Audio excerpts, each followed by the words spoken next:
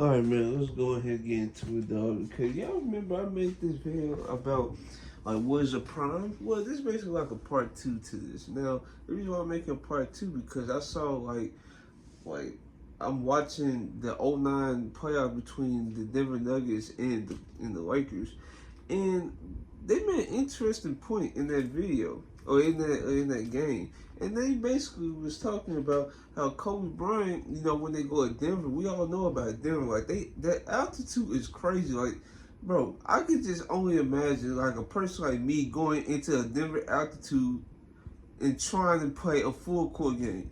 That would not go. That would not go well. I probably would tap out after probably like 3 5 minutes of playing. I'm not gonna front.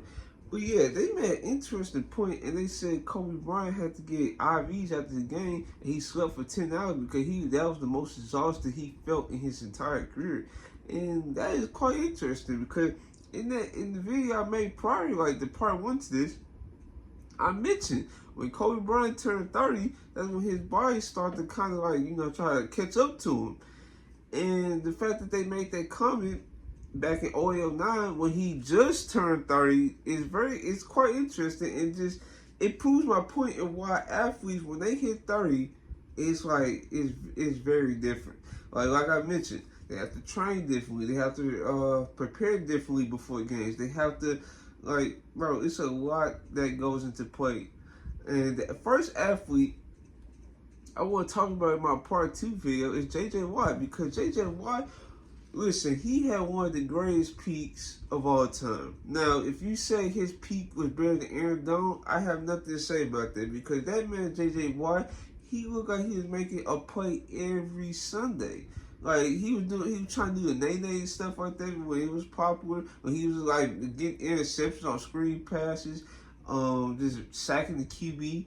Like, bro, he was box office. That's the word. He was box office every night.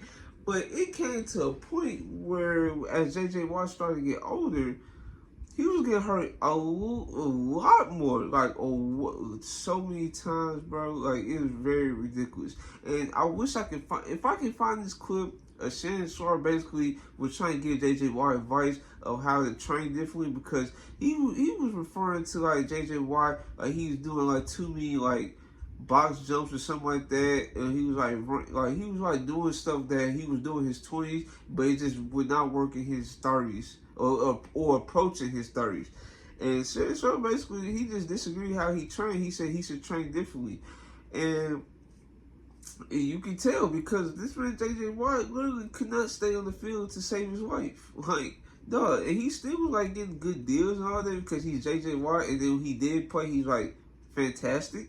But yeah, the consistency of him staying on the field was like wow. Like, it just wasn't the same.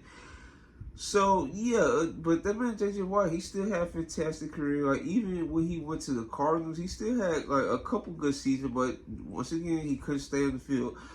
But next athlete I want to talk about, like Tim Duncan. Like, Tim Duncan, like, you can tell like how his decline went, because back at the start of his career, it was just dump the ball at Tim Duncan and just hope and pray he creates something for it. But towards the end, like when he actually started to approach his 30s, we seen the offense shift. Like when they got guards like Manu Ginobili, when they got guards like Tony Parker, we seen them actually take the reins of being the guy over Tim Duncan. Like back in '05, you can say that was still Tim Duncan. But when he turned 30 in '06, '07, that's when things changed. And matter of fact, you folks could make the argument that Manu Ginobili could also like won '05, but Tim Duncan, or was it '05 or was it '07?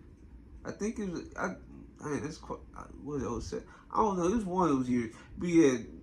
But you can tell like the offense was shifted towards more like ball movement and play movement compared to like just, hey, Tim Duncan, like help us. Like the offense completely changed, and you can tell like Tim Duncan could not handle that load like he once did, trying to carry an offense and trying to carry a defense. Now, it even got worse in 2010, 2011 when he was 34 years old. Yeah, this was the season they actually got upset by the AC Grizzlies, and no one expected that. And that just woke everybody up, and it just like they had to get more players in play to actually make this player and ball movement system actually work. And that's why in 2013 and 2014 they made to finally back-to-back times with their new offensive system, and just move away from like Tim Duncan just actually becoming a role player now, still like the key figure. And it's the reason why they won the finals in 2014. And then after that, they just unfortunately, like, they had two great regular seasons, but they could not get the job done in the playoffs because Tim Duncan was just overwhelmed by the quicker and stronger bigs, and he had to retire. It's just the way it is. Now, like I mentioned in my last video, like I mentioned Steph Curry towards the end, I want to talk about him a little bit more because, like I said, like before the 23-24 season, Steph Curry said he was still in his prime. Like I said in that video, I disagree with that because, even like this year, like I can use this year for example, like he had performances this year like that was very alarming. Like he was putting up single-digit performances, and then, trust me, they were still winning these games. By the way, that's crazy. And it was one game versus the Blazers where he still had a plus minus. I don't know. That's why I just disagree using plus minus.